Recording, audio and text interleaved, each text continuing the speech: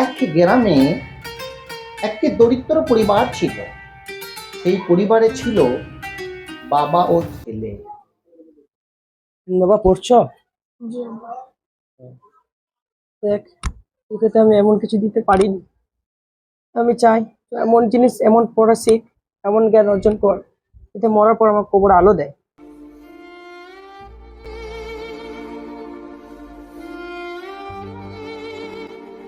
আব্বু, আমি মাদ্রাসায় ভর্তি হব, কোরআন শিখবো, হাদিস শিখবো এবং তোমাদের জন্য দোয়া করব ইনশাআল্লাহ। ছেলের মুখে এমন কথা শুনে বাপের অন্তর শীতল হয়ে যায়। বাবা, আল্লাহ তো সহায়ক। হাদিস এসেছে, হাদিসে শুনেছি, অনেকের কাছে, মৌলানাদের কাছে শুনেছি যে রাসূল সাল্লাল্লাহু আলাইহি সাল্লাম বলেন যে বাচ্চারা, যে সন্তানরা কোরআন শিক্ষা করে, কিয়ামতের দিন সেই মা বাবাদেরকে এমন নূর দেওয়া হবে যে আর সূর্যের আলোর মতো তাদের মুখ ঝকঝক করবে।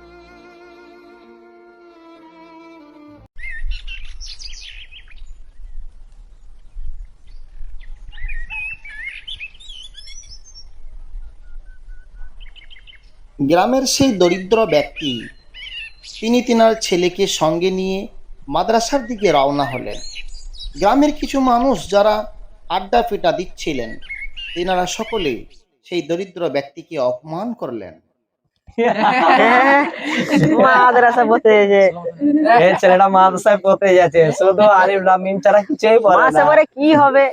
চাকরি করতে গেলে তো বাংলা ইংরেজি পড়তে হবে, মাসে কিছুই হয় না।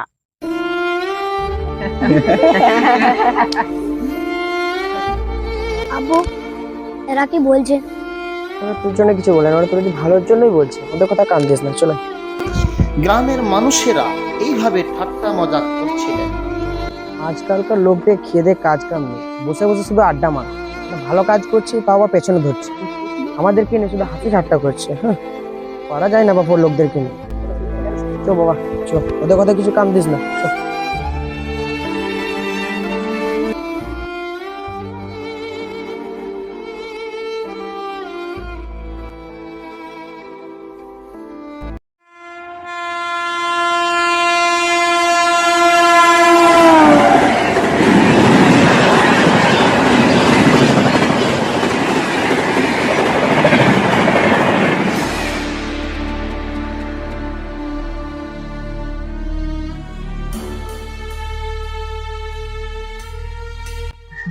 বাবা, এটাই কি সেই মাদ্রাসা?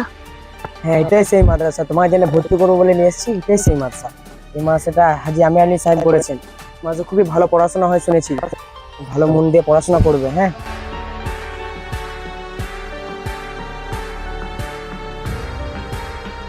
আসসালামু আলাইকুম।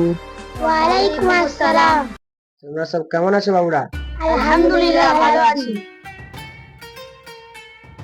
তোমাদের শিক্ষকরা কই? চলো চলো। মাদ্রাসার ছাত্ররা তিনাকে সঙ্গে নিয়ে গেলেন মাদ্রাসার ভেতরে।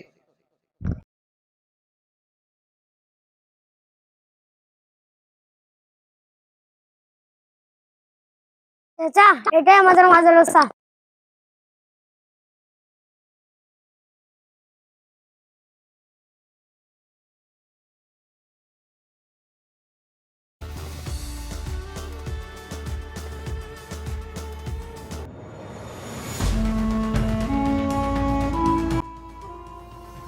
আসসালামু আলাইকুম।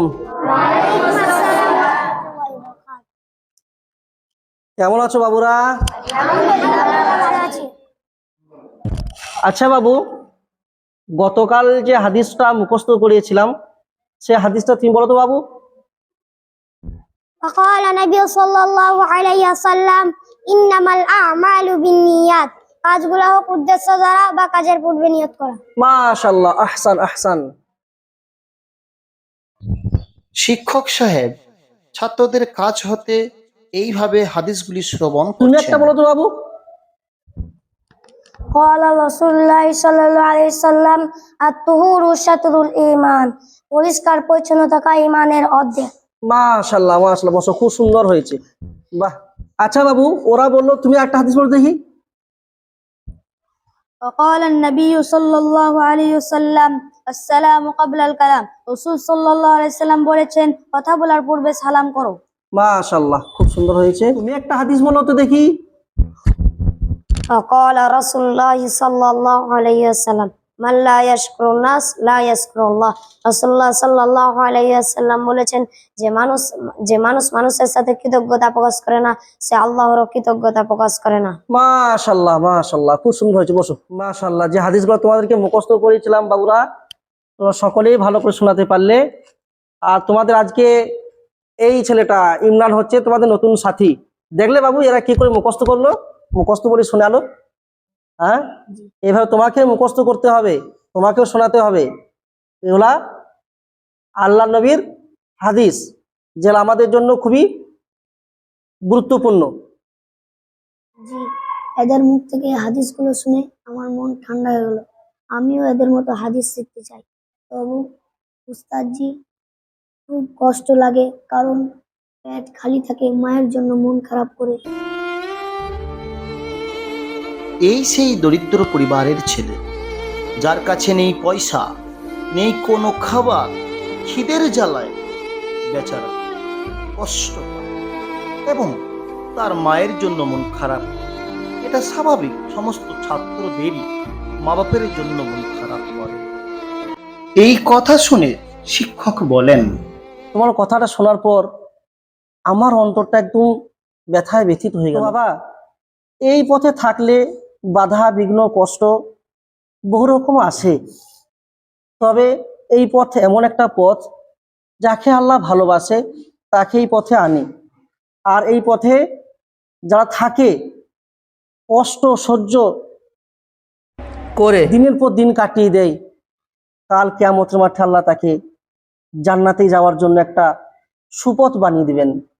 হাদিসের মধ্যে এসেছে, আল্লাহ নবী সাল্লাল্লাহু আলাইহি সাল্লাম বলেন, মান সালাকা তারিকান ইয়ালতামিসু ফীহি ইলমান সাহালাল্লাহু লাহু বিহি তারিকান ইলাল জান্নাহ।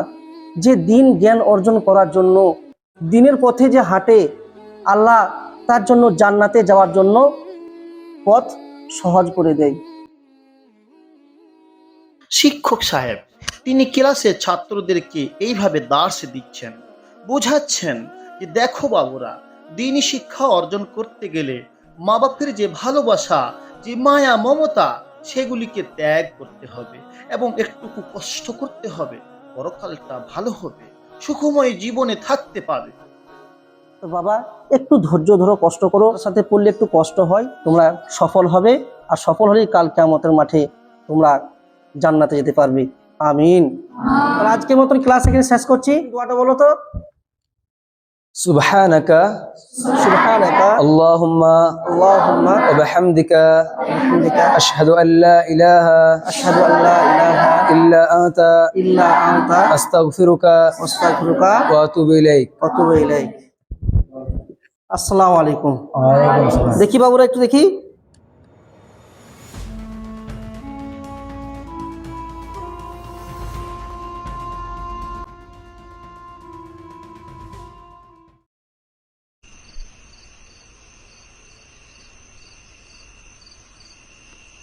এই সেই ছেলে যে কিনা গভীর রাত্রে, যখন মাদ্রাসার ছাত্ররা সবাই ঘুমিয়ে গেছে, এমন সময় রাতের অন্ধকারে গভীর রাত্রি মোমবাতি জ্বালিয়ে কোরআন তেলাওয়াত করছে।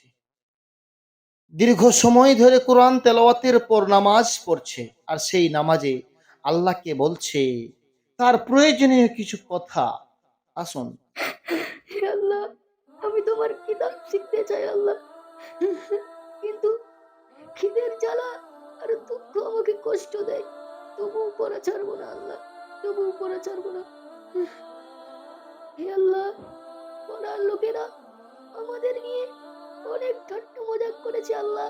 আল্লাহ গো, তুমি তাদেরকে দেখিয়ে দাও, তুমি তাদেরকে দেখিয়ে দাও। এদিকে মাদ্রাসা শিক্ষক তিনি দরজার ওপাশ দিয়ে শুনতে পাচ্ছিলেন যে কেউ যেন আল্লাহ তাবারক ওয়া তাআলার কাছে ফরিয়াদ করছে, কেউ যেন কান্না করছে।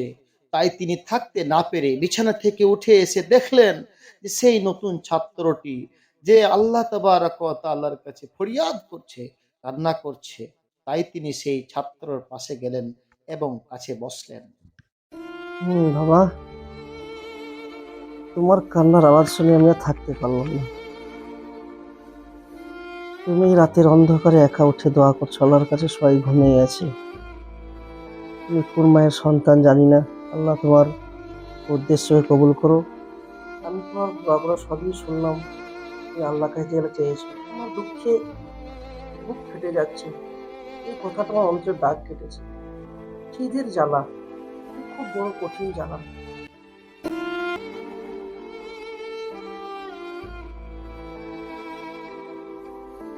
তবে রাত হয়েছে, আজকে মতো ঘুমিয়ে যাও গা।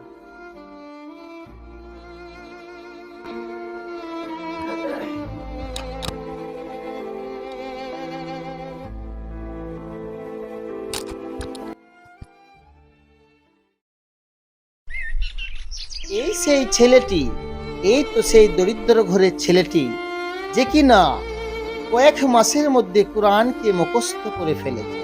কারণ সে প্রতি রাত্রির সময় সবাই যখন ঘুমিয়ে যেত, এমন সময় কোরআনকে তেলাওয়াত করত। সে আল্লাহ সুবহানাহু ওয়া তাআলাকে বারবার বলতেছিল যে আল্লাহ তুমি আমাকে হাফেজ বানিয়ে দাও, হাফেজ বানিয়ে দাও, এবং দেখিয়ে দাও তাদেরকে যারা অপমান করেছিল।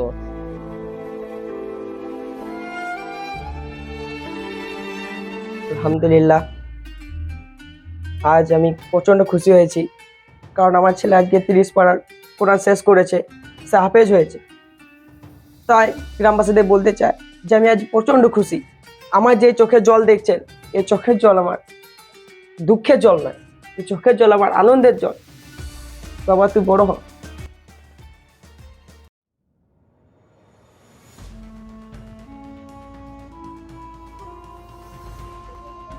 মাদ্রাসার ছাত্র মানে অন্ধকারে এক টুকরো আলো। তারা শেখায় সততা, সম্মান ও আল্লাহর ভয়। সমাজ বদলাবে যদি মাদ্রাসার আলো ঘরে ঘরে পৌঁছে যায়। এই দেখো সেই ছেলেটা ইমরান আজকে 30 পারার হাফেজ হয়ে এসছে। চলো চলো চলো। আসসালামু আলাইকুম।